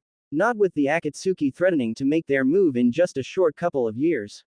You can take your half-ass training, and intermittent perv sessions, and stick them up your ass. He crossed his arms across his chest in a defiant manner. I'll have you know that there's no need for you to worry about training me and doing your research at the same time. The sage couldn't help but hear the pride that was welling up in the voice of his student. If he wasn't interested in what was going on before, he sure was now. Oh, and why's that? He asked with genuine intrigue. Naruto opened his mouth to respond but was cut off by a knock at the door. That's odd, the older man said to himself. Wonder who that is. He opened the door and was met with a face he did not expect. What are you doing here? He asked dumbly. 1 week earlier. A handful of Narutos scratched their heads in unison, their gazes resting on a rather large stack of papers. Is that it? One of them asked. Are we done? Another clone spoke with hope evident in his voice. There was a short pause as the blondes looked to one another for confirmation. No. One of the Narutos broke the silence that had fallen over the group and shot up to his feet. Have you read the ending? It blows, he shouted. The angry Naruto grabbed the offending page from the stack and pointed a finger accusingly at the words written on it. The original blonde swiped the page away from his doppelganger, a sneer forming at his lips. What do you mean? What's wrong with it? He asked defensively. It's so unrealistic. Another blurted out. The rest of the group grumbled their agreement, much to the displeasure of the real genin. His eye twitched in annoyance. It would have been bad enough if someone else critiqued his work rudely, but he had to deal with 5 versions of himself telling him that his hard work sucked. What's unrealistic about it? He didn't know whether to be angry or hurt. After all, if his own clones thought this, did he in some way think it too? He glanced at his clones. I've noticed that some of my clones have thoughts that I don't normally have. But how is that possible? They're me. His interest was piqued, but he would have to come back to that thought another time. The guy never gets the girl in the end in real life. A third one blurted out, unaware of the real one's musings. Don't you remember what we learned? It's so cliché. The clone was referring to the books they had read that were so beneficial in developing the blonde's writing abilities. The other Narutos immediately nodded their head in unison at that statement. Their minds drifted to Sakura, their pink-haired crush. They all hung their heads in dejection. Naruto definitely knew that heroic acts don't always get you the girl from experience. Yeah, you're right, they all sighed loudly. Guess we should come up with a new ending. Any ideas? All of the energy that was once present in the group had been sucked dry. The blonde did not like to think about his chances with his pink-haired friend. Actually, it would be more accurate to say his lack of chance with Sakura. He got ripped out of his thoughts as one of his clones tapped him on the shoulder. What about this? The clone asked. He handed the original a few sheets of paper. I actually wrote this earlier while you were so focused on trying to complete your love story. He teased himself lightly. Tell me what you think. Naruto was unsure at first. This clone looked a lot like the one who said the plot should revolve around ramen. Wait, what the hell am I talking about? We're all identical. He frowned at his own stupidity. He began slowly reading over the several pages that were handed to him. The blonde scanned every word thoroughly. His expectations were very high. After all, he technically wrote this material himself. As he continued to read the clone's work, he recalled a segment from one of the books that he had read. While the ending does not mean everything to a story, a well-constructed ending is perhaps an author's most useful tool to convey the message she is trying to tell. In essence, it is the backbone of what the author is writing about. The blonde kept that in the back of his mind while he continued to read. What message did he want to convey? He was unsure. Page by page, every word he read caused his excitement to increase. This was exactly what he was looking for. He was sure of it. This is it. His voice was low, almost a whisper. So low, in fact, that one of the clones asked him to repeat himself. He finished reading. This is it. He was much louder this time, words overflowing with enthusiasm. He looked at the clones with pride in his eyes. I love me. There was a tear forming in one of his eyes. The clone responsible for the work puffed his chest out and allowed himself a grin. We did it, boys. They all cheered loudly in victory. While I would love to celebrate with all of you guys, I have some work to do before the old perv gets home. The clones nodded back in understanding. See y'all later, Chief. One of them said as they dispersed into clouds of smoke. Without wasting any time, Naruto darted across the room to where Jiraiya's stuff was. Without regards for his master's privacy, he began swiftly rifling through the old man's personal belongings. Come on. Where is it? He muttered to himself as he continued to look. After looking through everything his master had left behind in the hotel, he still could not find what he was looking for. All I need to know is the publisher's name and address. He continued to speak as if his clones were still there with him. Pervy Sage has to have that information stashed somewhere. What almost felt inevitable, his eyes slowly fell on the book that was resting on the table. The book that Jiraiya had left him had remained there for over a week, untouched. The mere sight of the book made the blonde uncomfortable. He shuddered. Anything but that. It's gotta be somewhere else. The attempted reassurance did little to dissuade the apprehension that was building up inside him. After a few more minutes of fruitless searching, he resigned himself to defeat. The genin slowly reached for the horrifying piece of literature. He took a deep breath, preparing his innocent mind for whatever his eyes may read.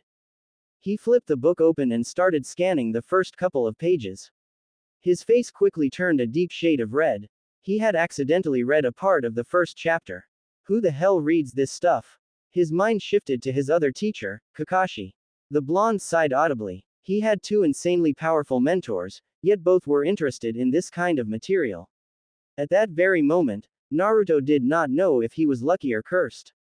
There it is. After a moment more of searching, he finally found it. Land of Fire Publishing Company. His finger traced along with the words as he read them off the page. The address is here, too. This is great. Once he was done copying down all the information he needed, he put the book right where it belonged. In the garbage. Naruto chuckled to himself. A trashy novel, indeed. If his clones had heard him say that, he would have definitely lost cool points. Present day. Naruto, interest piqued by his master's reaction, glanced over to the doorway.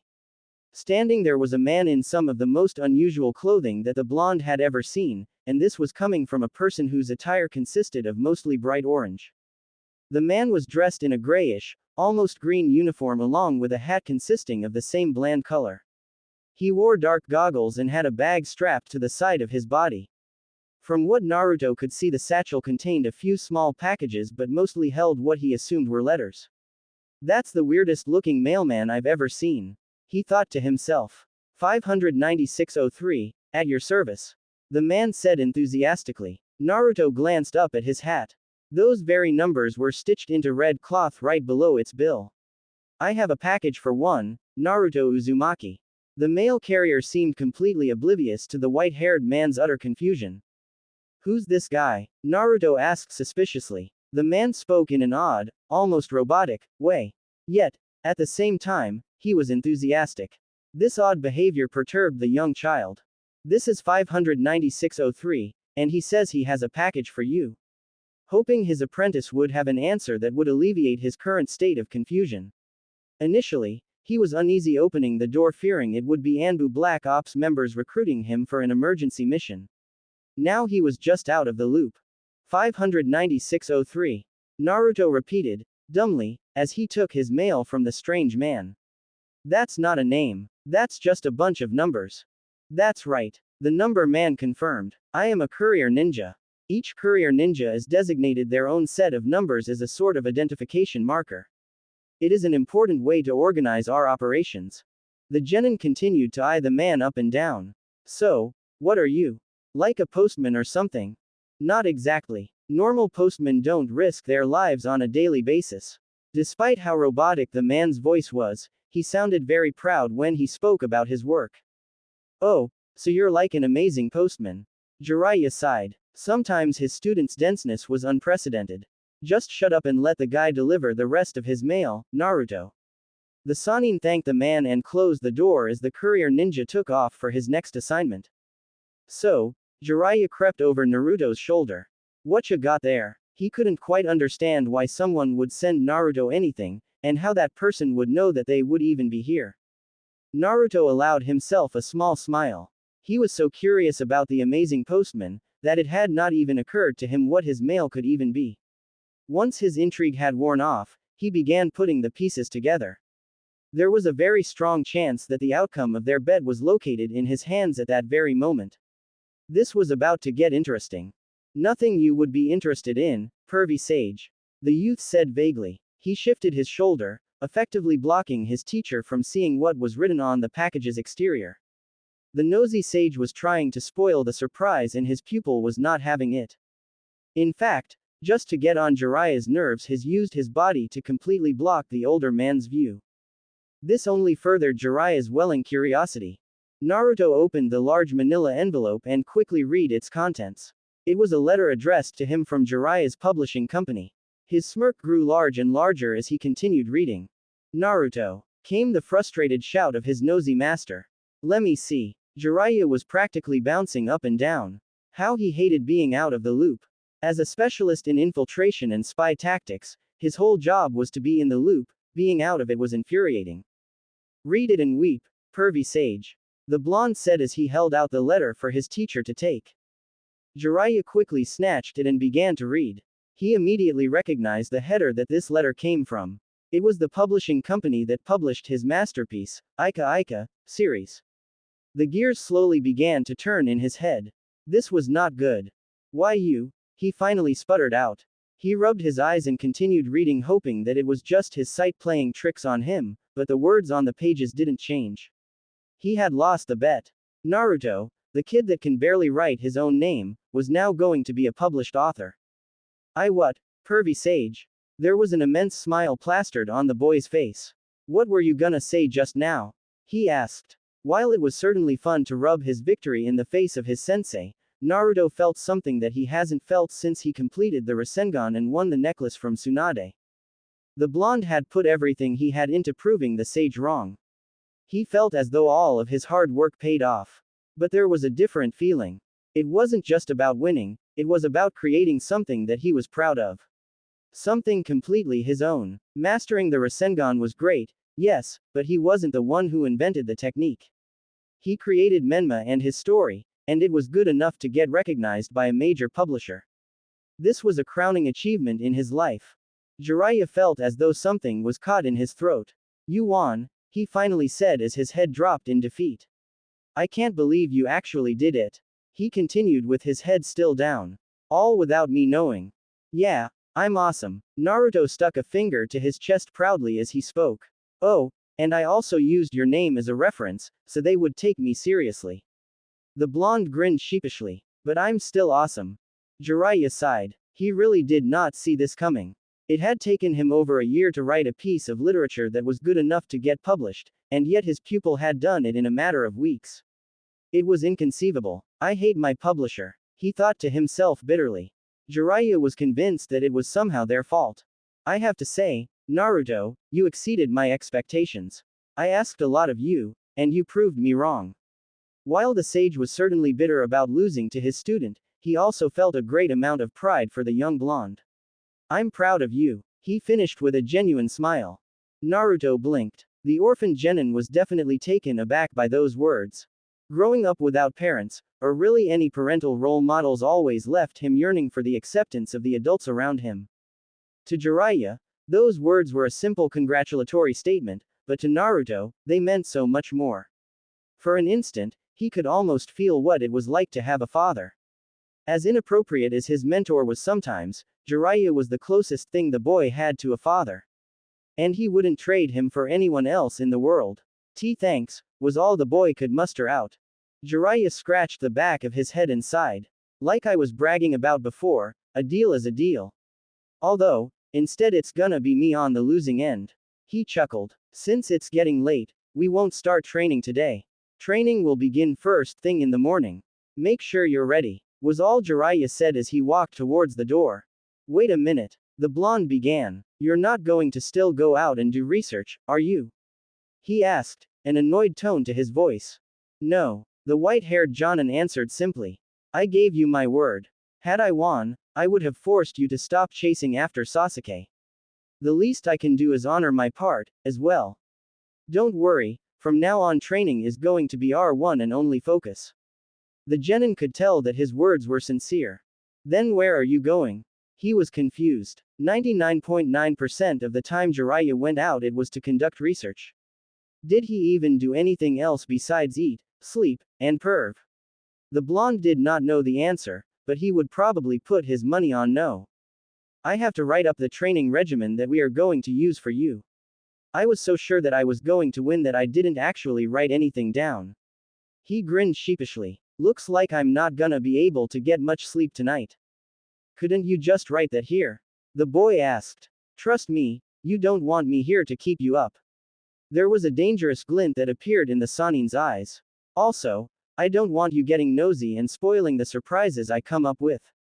Naruto gulped audibly. You're going to need every second of sleep you can possibly get.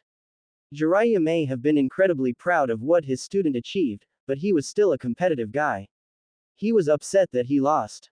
However, he thought it would be a good idea to take all of those negative emotions and throw them on top of his pupil. Naruto would certainly get what he wanted. The boy was about to get the most intense training of his life. Why are you looking at me like that? A now pale-faced Naruto stuttered out as he backed away slightly. All he got in response was a sadistic grin by his sensei. He didn't like that.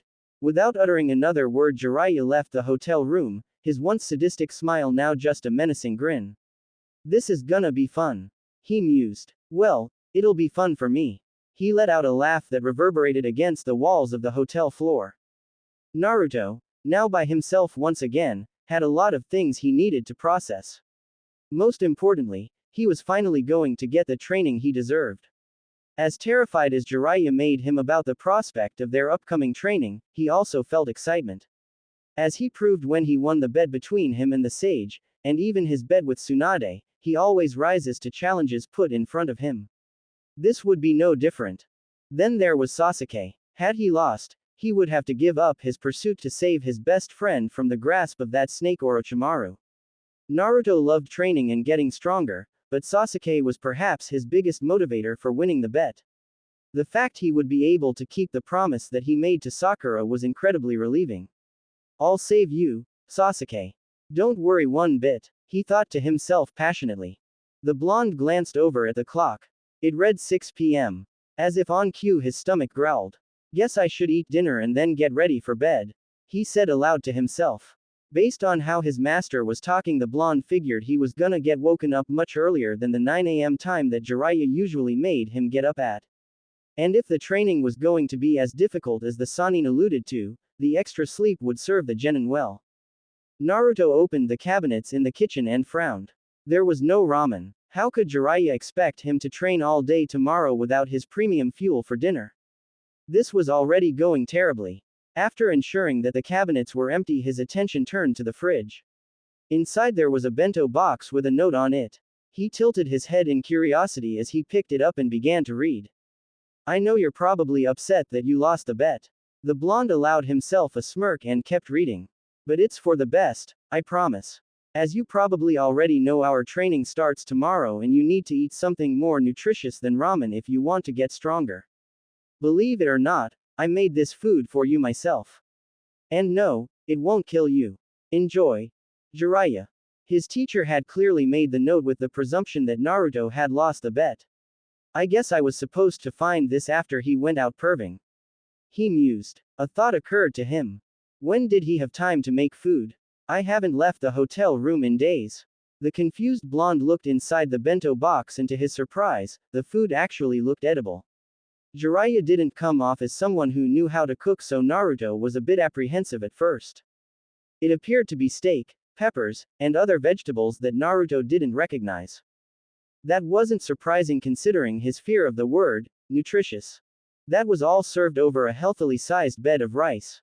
He sat down at the table, picked up the chopsticks and slowly brought a piece of steak to his mouth. He took a bite and was shocked at the flavor he was tasting. This is actually really good. The blonde muttered to himself. The meat was tender and spiced wonderfully with spices that the boy did not recognize.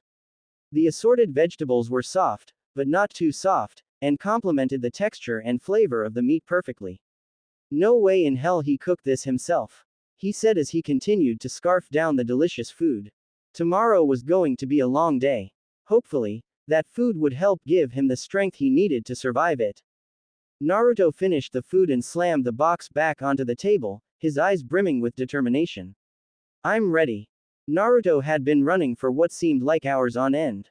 The air was thick with mist, making visibility very poor for the genin. He took in a long harsh breath, filling his lungs with the oxygen necessary to continue. His heart was beating furiously, legs felt as if they were made of jelly, eyes heavy with exhaustion. Oddly enough, the blonde had no idea why, or where, he was running. Stopping for a moment to calm down a bit, he leaned against a railing that he had been running alongside. Having been in such a hurry, the blonde hadn't even taken in the surrounding area. Over the railing all that could be seen was water. Well, all that was able to be seen because of the sheer thickness of the fog. Am I on a bridge? He mused, unsure of himself. A deep inhale of air left an almost fishy taste in the back of his throat.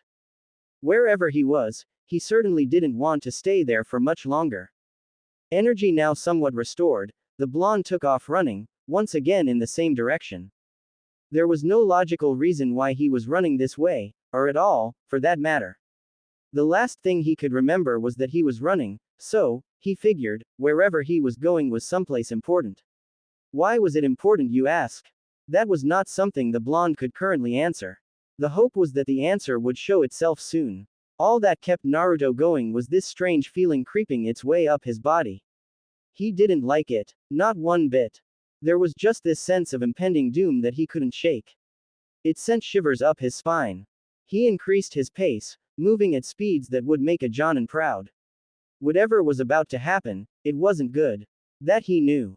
The way a small animal scans its line of sight trying to locate a concealed predator. Even though the sage wasn't exactly quiet waking his pupil up, this wasn't the reaction he was expecting.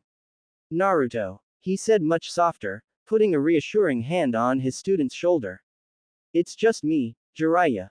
Are you okay? He asked, shaking him ever so gently in an attempt to help him regain his focus. It seemed to do just that as Naruto, still breathing heavily, shook his head vigorously to regain his senses. Now with focused eyes, the child realized where he was. He was back in the hotel room that he and Jiraiya were staying at. He blinked, now more confused than terrified. Is everything okay, Naruto? Came the concerned voice of his teacher. Why yeah, the blonde said as he rubbed the side of his head with the palm of his hand. I think I was having a bad dream. Voice laced with uncertainty. He glanced over at his alarm clock. 5:30 a.m., read the evil device. Jiraiya picked up on this. You think? He asked. Naruto yawned as his face scrunched up in deep thought. There were memories floating at the back of his mind. Very recent memories that were just barely out of reach. He tried harder to get a hold of them, but they were just out of his grasp.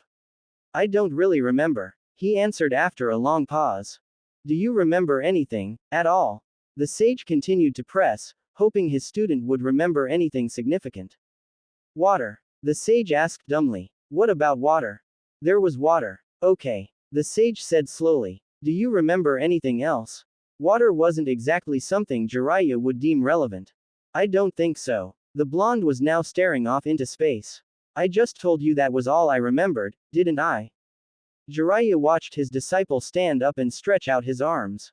Is there anything you want to talk about? The sage didn't know how to approach this situation. Naruto was clearly a little shaken by whatever it is that he saw in his dream, but he was unable to remember anything about it except for the fact that it had something to do with water. How could he possibly help with that little bit of information? It's at moments like this where it becomes evident to Jiraiya that he is not cut out to be a parent. The only reason he tries at all is that he cares for the little blonde so much. Not that he would tell Naruto any of that. What would Minato do in this situation? He thought to himself desperately.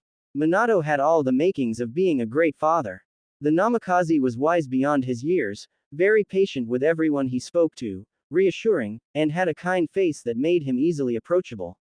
Jiraiya wished that he had some of those qualities in order to be the father figure that Naruto needed, but he doubted that that would ever happen. I'm not even sure if there is anything that we can really talk about. The blonde said unsurely. How can you talk about something that you can't really remember? Now Jiraiya was the one deep in thought. How could he help his student cheer up a bit? Because of the blonde's lack of memory, trying to talk about it would do little, to no good. So, what else could bring the genin spirits up? How about we take your mind off of all of this by finally starting that training I promised you? He asked hopefully. Any negative feelings that Naruto had were immediately being washed away at the prospect of training. In fact, He was practically bouncing up and down from sheer excitement. How could he have forgotten? He beat Jiraiya in a bet, wrote a book, and was finally about to begin his super awesome training. It felt like an impossible dream that has somehow come true. Let's go, pervy sage. The energetic boy sprang to his feet. Before Jiraiya had even realized what was going on, his student was fully dressed in his orange jumpsuit and halfway out the door. Time's a wasting. Hold it right there, brat. To which the blonde, now sporting a pouty face, stopped in his tracks. Jiraiya shook his head in disbelief. This kid is a roller coaster of emotions, sometimes.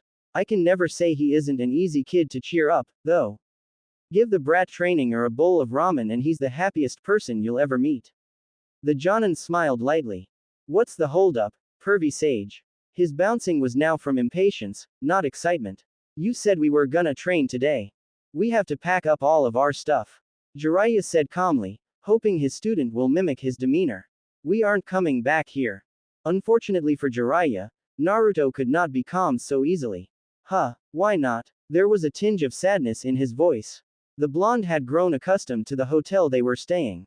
It was cozy. Why did they have to leave already? Shut up and listen to me for once in your life. The sooner we get our stuff packed and this place cleaned up, the sooner we can start your training. Got I. Shadow clone jutsu. Poof. Jiraiya's eye twitched in annoyance at being rudely cut off by his student. At least he's listening to me, kind of.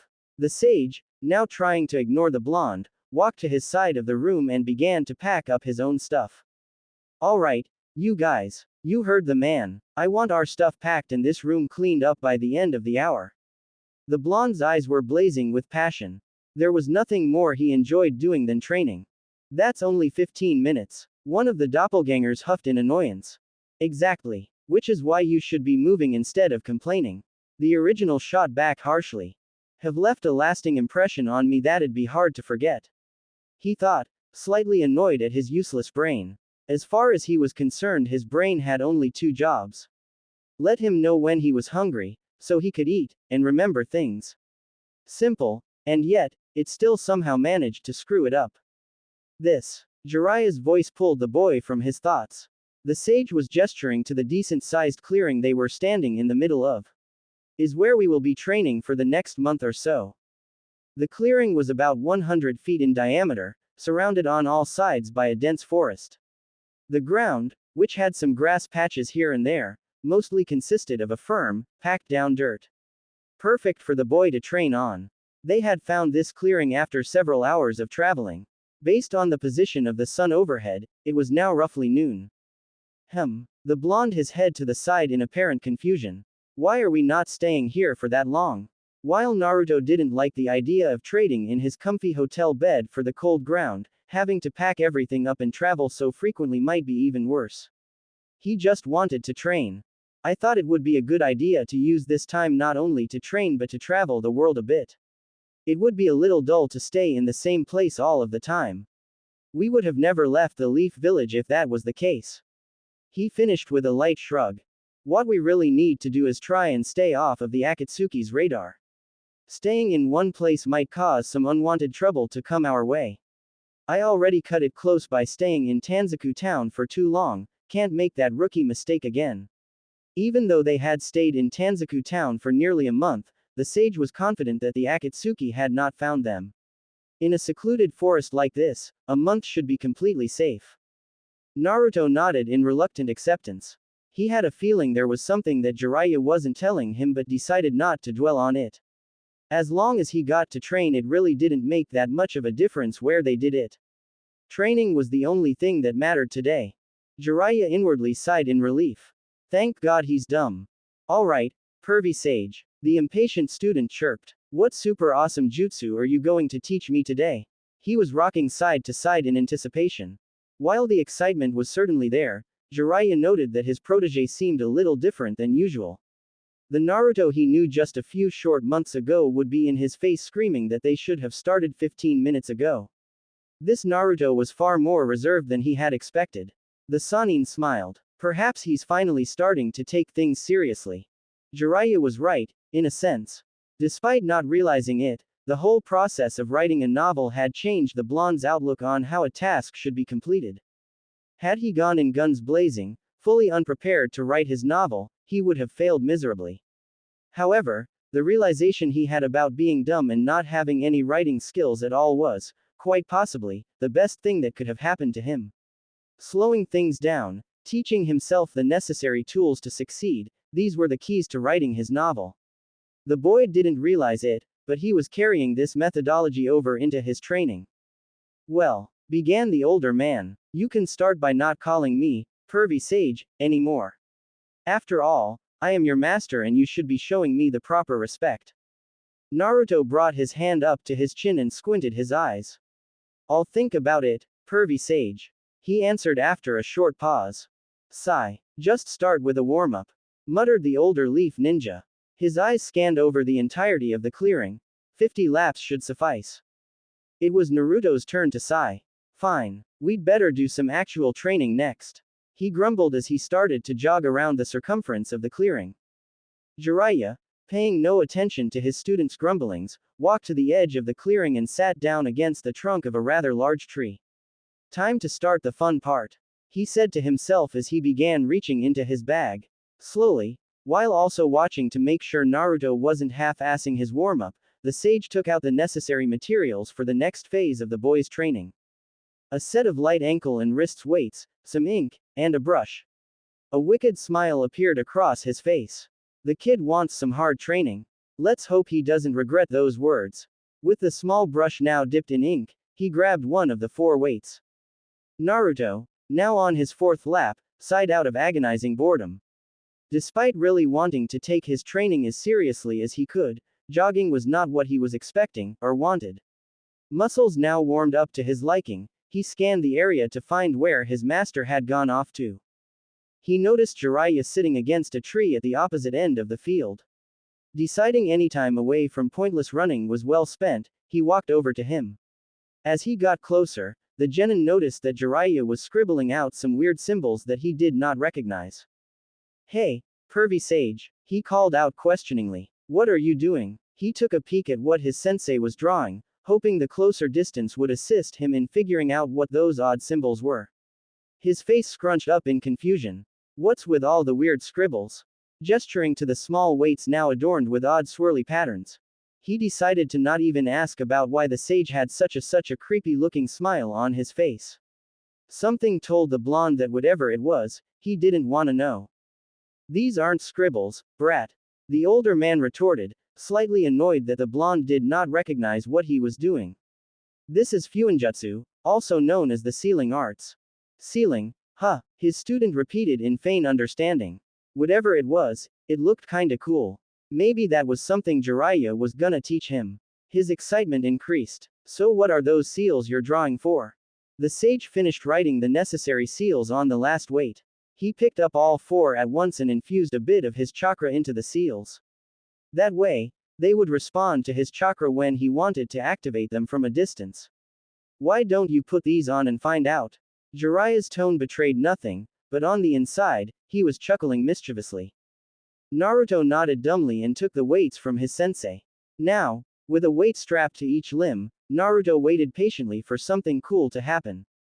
The way Jiraiya was making Fuinjutsu sound, something cool was bound to happen, right? The blonde frowned. These felt like normal weights. The wrist weights were only a meager 5 pounds, and the ankle weights weren't much heavier. Naruto would venture to guess they weighed, at most, 10 pounds. Pervy sage, what is supposed to happen? Ha! Suddenly, it was as if Choji in his expanded form had just fallen on top of the blonde. Arms now swinging at his sides, it felt as if the ground was a magnet and the weights around his limbs were hunks of metal. He struggled mightily, muscles bulging in an effort to keep the boy's body upright. The initial shock of the massive increase in weight, however, was too much and he could no longer resist. The blonde crumpled to the ground. What the hell are these? He asked, head thrashing about in a vain attempt to help himself back up. Those would be gravity seal. His master said with a humorous tone. With the seals I put on those weights, I can freely manipulate the amount of gravitational force that is exerted on them. I can either choose to make them as light as a feather or heavy as a boulder. In other words, they are the perfect tool to use for your training. Had he not been pinned to the ground with what felt like hundreds of pounds of weight, Naruto would have found that explanation to be rather fascinating. For the time being, though, getting up to a standing position was the current objective. That great and all, he said through grit teeth, still trying in vain to get up. But, don't ya think you should lighten these up a bit? His anger, coupled with the very unthreatening position he was in, caused the Sannin to break out in uproarious laughter. Once calm, he obliged and reduced the gravitational force just enough to where the blonde should be able to stand under his own power. Naruto, now upright, shot his teacher a dirty look that carried the promise of pain the boy knew he couldn't deliver. Whoops, his master said lamely, throwing his hands up in exaggerated surprise. Perhaps I made them a bit too heavy. You think? The younger ninja said through gritted teeth. He tried to lift his arms up so he could strangle the bastard, but to no avail. The weights were still too damn heavy for that. How heavy are these anyway? The blonde said, knees buckling slightly from the stress. Right now the seals are set to about 8 times normal gravitational pull, give or take a few pounds. That means each wrist weight is roughly 40 pounds, and each ankle weight is somewhere around 80 pounds. That's a total of 240 pounds. The sage explained to his blonde student. He noticed the dubious reaction that his student gave and smiled. You're the one who wanted this training, kid. Don't complain now that you have just what you asked for. His disciple grinned sheepishly at being called out. Maybe you could reduce the weight a little bit more? He asked hopefully. Jiraiya shook his head, swiftly dashing the blonde's hopes. Go finish your laps, brat. I finished them already. He lied poorly in response. No, you didn't. How do you know? He attempted to point his finger accusingly at the sage, but his muscles wouldn't let him. You didn't even watch me. Naruto was just simply waved off by his sensei. You've got 46 laps left. He replied smugly. Go finish them. And when you're done you're going to be doing agility drills and other movements to improve your overall maneuverability. Naruto began to open his mouth to speak but was quickly cut off. Yes, with the weights on. His master said dryly. Naruto grumbled something about a sadistic old man, and began to trudge through his laps. Jiraiya shook his head. I guess the kid needs a little motivation. He thought to himself. Naruto. The aforementioned blonde turned his head towards the sound, a scowl plastered on his face. What? You know your friend, the one with the big eyebrows on Guy's team? Naruto's scowl disappeared, confused by the turn the conversation took. His head now to the side, perplexed. You mean Bushy Brow? What about him? How do you think he got so fast? To which Naruto shrugged. He did something very similar to what I'm making you do. These weights are going to help you greatly increase your speed in a short amount of time. Hell, I wouldn't be surprised if the next time you see your friend, you're even faster than he is. Not only that, but these weights are much more compact and won't restrict your movements like the bulky weights Guy uses. There was a tinge of pride in the sage's voice. Using his own ceiling design, he was confident that his method would be even more effective than the one employed by the Leaf Village's blue beast. Naruto's eyes lit up. Had he heard the older man correctly? Faster than Bushy Brow, he looked down at the weights strapped to his limbs. Can these really make me that fast? He thought to himself, astonished. His eyes hardened. If that's true, I need to stop complaining and push through the strain. I need to get stronger. There's that gleam in his eye again. The sage mused. That was the same gleam the Sannin saw when he challenged Naruto to write a novel. If the outcome of that was any indication, this is about to get very interesting. Goofy Naruto was fun to be around, sure, but serious Naruto was something to marvel at. The determination the kid carries in his eyes. I don't know if I could ever bring myself to bet against him when he looks like that. He sat back down against the tree and just watched. Are you proud of him, Minato? Kushina, he wondered. Naruto grunted from the effort. Every step he took was a struggle, every swing of the arm to help with his momentum caused his biceps to strain. Only halfway through the 10th lap and his muscles were already begging him to stop. The only things that were keeping him going were the thought of all of his friends, and the desire to get strong enough to where he can protect those friends. This is nothing. He grunted out in between steps. Jiraiya smirked. Every exercise you do will push your mind and your body to the very limit. The sage made sure to speak loud enough that his protege could hear him on the other side of the field. Even the most routine warm-ups are going to be so intense that your muscles are going to beg you to stop. Every time you think you're starting to get used to that weight, I'm going to double it. You're going to want to quit and I won't blame you. He stopped for a moment and allowed his words to sink in. So, I ask you, do you still to continue? He concluded, tone firm but not harsh. Yes, I do. His lips turned up into a smirk at not being referred to as pervy sage. Good. Come on, the 13-year-old said through grit teeth as he took yet another step. He was 49 laps down and still going. The blonde didn't even know how long he had been going for, or how he was still standing. The sun was no longer directly overhead, now at about 45 degrees. It's been at least a couple of hours. Wincing from the strain his body was under as he took another agonizing step. So much for this being a warm-up. He thought to himself bitterly. After nearly 3 hours of dragging himself around with the added weight, he felt his muscles beginning to adjust.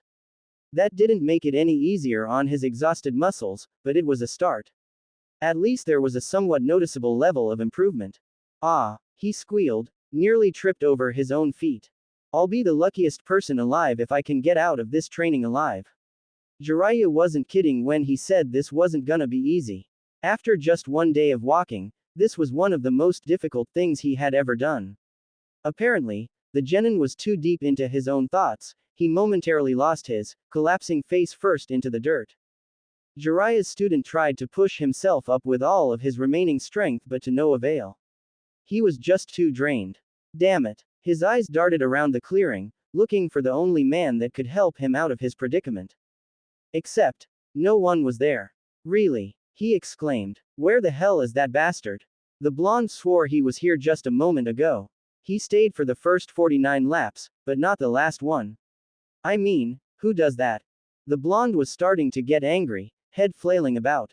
When I find him, I'm going to kick his ass. He shouted in hopes that it would somehow reach the ears of his master. He thought for a moment. But first, I'm gonna need to stand. There's gotta be something. Eyes searching for anything to grab onto. A stick, a rock, a tree, anything. Nope, there was nothing even close to being within reach. If only I could move my arms to make some clones. They were only 40 pounds each, but it felt as though a boulder was on top of them. The genin could feel the necessary chakra swirling around within him, it was right there. Without the necessary hand seal, it just had nowhere to be directed. He closed his eyes and concentrated. His goal was to try and force the chakra out of his body. Would that solve his problem? Who knew, but no sense in not trying anything. Come on. The veins in his forehead bulged out from the effort. It's there if only I could just. Poof. Upon hearing the sound, his eyes snapped open in surprise. Looking to the left, then right, his eyes locked with another familiar pair of blue orbs. Standing beside him was, well, him. Could it be a seal-less clone? The clone blinked. He looked down at his hands, face scrunched up in confusion. After patting himself on the chest to confirm his solidity, he frowned. How am I here? He asked dumbly. The real Naruto, however, didn't even register his doppelganger's question. Something much more interesting caught his attention. You have weights on, too. Don't you feel heavy? The clone didn't seem to have any difficulty standing. The clone threw a few mock punches and kicks, bouncing off his heels for added assurance. I guess not, he concluded. That's weird. I guess a clone of a seal doesn't exactly work like the original. Voice laced with uncertainty. Naruto silently thanked whatever deity that decided to bestow this good fortune upon him. Alright, help me up. I need to go find that jerk. Fine. The standing Naruto said, reaching down to pick up his bossy summoner. Damn, you're heavy. You've really let yourself go, you know that. The clone joked with a laugh. The original, whose arm was now slung over the other's shoulder, didn't laugh. You know if I didn't need you, I would so hit you right now.